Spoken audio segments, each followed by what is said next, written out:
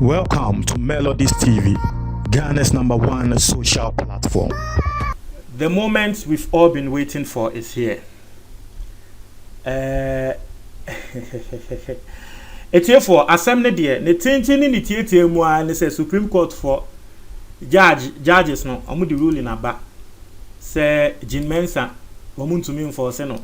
Inti no Jean Mensa won ba witness box ne mu. They say na ebi mo to say yen na ye hwe nim say Jean Mensa beba no. Supreme Court ruling no aba. And the Thursday ye hwe nim say beba aba. Finally, Supreme Court ne say Jean Mensa ye man no embegina witness box ni mu. Na asem we asem bia me no you see Supreme Court judges na aka sign no. Send ya Ghana mra che no. There's nothing you can actually do. Actually, there's nothing you can actually do about it. But a kamen kwa me ninje e wo ruling we ho because I've said it on countless occasions. Say we share the doubt that has been registered in the minds of Ghanaians. Media nanka misusu say nanka e was say ye Jean Mensa bekasa na ye clear that doubt no. I can tell you for a fact say from Ende airport nkrofo be hu ne say oh Jean Mensa a wotina EC ho no omo nhye da nye credible. I am telling you for a fact because tie ebia na we MPP ni nto beka so the Melody see can wo twantro. You just imagine it say a NDC time and a BBC AC.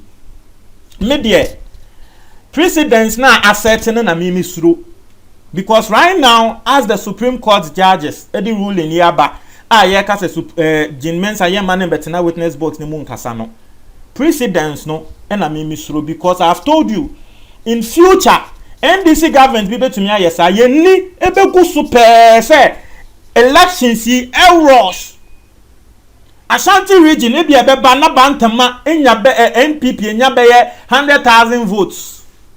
Ubon say ye calculation na bantama ye de bia 10,000 votes pe na ahye ho.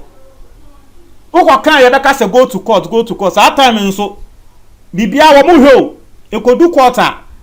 Wo be say oh and ye easy that time nso mra no betena se no nkasa na afei ye de the same ruling na say oh embre bi 2021 electoral commission no wamba mbekasa nti wenso isi on ba mbekasa eden na obeye eno na wo bi nti ase a na ntokwa esi media nanka precedents nanka ebe set no ene nanka mehwe but in their own wisdom unanimously I don't know whether it was a unanimous decision but once most of our decision they can unanimous so in their own wisdom unanimously the Supreme Court judges have said they can't force Jean Mensa to come and testify. Interest and the tintin sisi ano de aye no case no eya ende ano no because sisi ano akwa yes say NDC for witnesses pe any ye base case no e so. Inti case no eya ende ano no. The case should be ending any moment from now. Sisi there's nothing much to be doing in court again.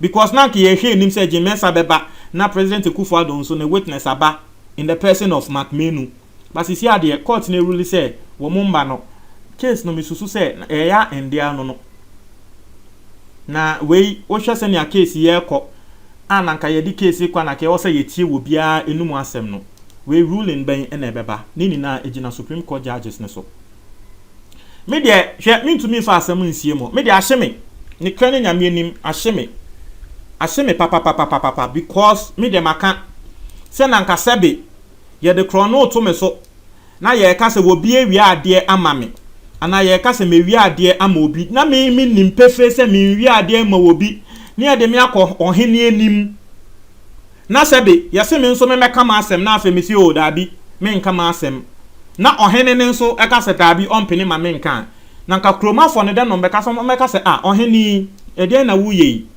nipa ko ne yare ato ne so se we wi ade nipa ko a wo allergy se ye wi ano no wa beka ne de wa won so u claim se wo nya hwe na yare asem ato so no nso bra be kasa wo se wo nkasa ohene ne nso fo a so se ani wo ma wo nkasa na nka de na nkrofo be kan meka se ohene aden wo ni nipa ko yi wo mu hyehyɛ ho ana anom aye kanana bi that's what people will be thinking because asem de ba you don't just listen to one side media na nka mistakes e ba Senior Jimensa ye ne calculations. Senior election baako, we have different results no nanka me pese me see what accounted for that. So that in future no enkonko si biom. Me de man kamediano no. Kamediano no. So that in future enkonko si biom say ye hu ne say aha sei e na error ni fi. Calculation no say ye transmit e na error ne baaye ana calculation no ye fa ha say na error ne baaye eno nanka ye me de nanka ya solve in the next election. Sisi ano the next election and the elections to come no, I can tell you for a fact say sisi ano ewinsem no sebe ebekọ so more. I am telling you the truth. Ye ko yenim ne yesusu say election ne de free and fair, but sisi ano I can tell you say the next elections in this country chronosem ebekọ so more, because obi abehu ne say oh asem we ka ye kan ye beka say enkonko pie o Supreme Court e ko do a ye ma yi sinem be kasambe explain it, because ye chance out to judges no ruling no ne krane nyame anim omo de bae omo ready a lot of cases similar and cases are omo ejina so, and you see, and that's what I'm saying, because judges no ruling ye based on precedents ninti no akwa yes out to election petition bia Jinmensa case we ebe precedents, because judges no obema na asem no what the ruling or the cases bebre and a year ruling. Now about case way say case way so say ya mani pakona be testify, case way ya mani pakona be testify, case way ya ma what can cases bebre and no ka say no hunti Jinmensa ye man testify. Etiefo nti na kwa yes eda ho. And you see a lot of people are also speaking on something which so say people are realizing say sisi a court no in a way no it is not there for the truth. And odwin sa asem ni mu a obehu ne say de enkrofo kan na nekre. Obehu say court yen enye nekre. Court eye nipa kwa wo yes smart, nipa kwa ne lawyer eye smart, nipa kwa sebe obetumi aka na asem enye nipa kwa wo ka nekre. Aka me nkwa na nka wo court a hey odiye. But that's right now, that's the truth, because I'll tell you the fact. Me the American fact. The fact and say me can say no someone came and addressed it like as a melody man kasa. But I'll tell you the fact of the matter. The fact of the matter and say Jinmensa the lawyer no, he played a smart move. It is a very smart move when you play it. It is not illegal. Don't get me wrong. Oh, move now Jinmensa the lawyer no play it and the ruling number in their favor no. Enye illegal move. And you're very smart, because we shall loophole no who say and there this is the time to go forward. And a part when we play a smart move on the NDC and now a smart move on Chachuchi Kata. It was a very smart move. But that doesn't mean that is the truth. Me akamen kwa send yanka Jinmensa kasa won same way hono nanka media minim se nanka ono de wo ba na na kume mu fan wa beka ne kra ni bibia.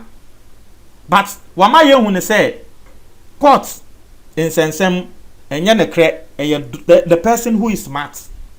It is not necessarily about the truth, because if it is necessarily about the truth, the common thing to do and say ye bema wo bia ka ne de nanka wo bia hu be bia nekre no eye den eda. But it is about the person who can play smart. And we've seen the thing. If there's one thing about NDC the MPP should know, if there's one thing about NDC the MPP should know, and they say MPP for ya there na NDC for so ba one more there on between me times 10.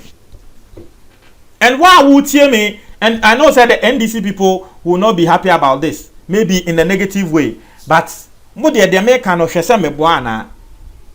Say MPP eba be ye bibia NDC for ebetumi saa de na MPP for ye no NDC betumi ahwe no wa hia na times 10 obehu ne say hey ko unso de it is how the way AC media maka any future NDC government obeka wo de fa say baby a obeka say melodies kan me see fa say baby a obeka say melodies kan same way any future NDC government any future NDC government about to occur. Hey, let me tell you what will happen. And I make a song of focus and me a prophet. And the date 11th February 2021. The future NDC government that will come. This is what they will do.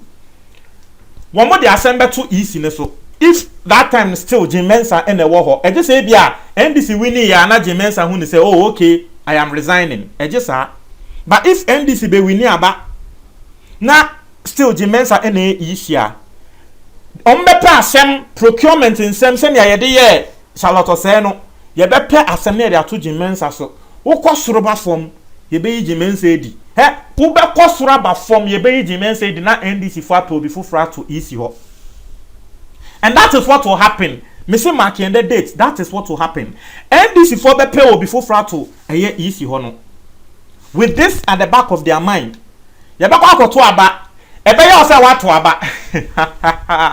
Ebe do strong room no. Ube when say MPP that time no me baba until baba complain. He say ane and easy. E do strong room no. And also aki e do strong room no. Figures na se MPP for the baba until that time no ebe baba complaining about that matter.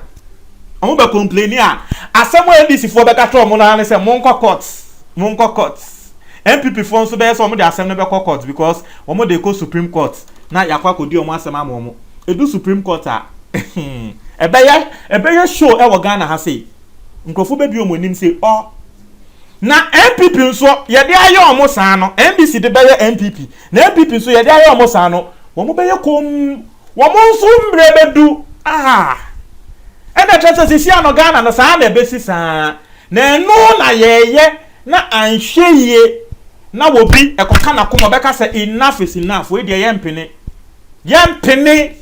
na fe e de ntokwa na ba and you see the genesis of what they making me say mark and the date to na he said they making ensia mark and the date to na she said they making ensia na don't tell me your comment box ni mo. That's it.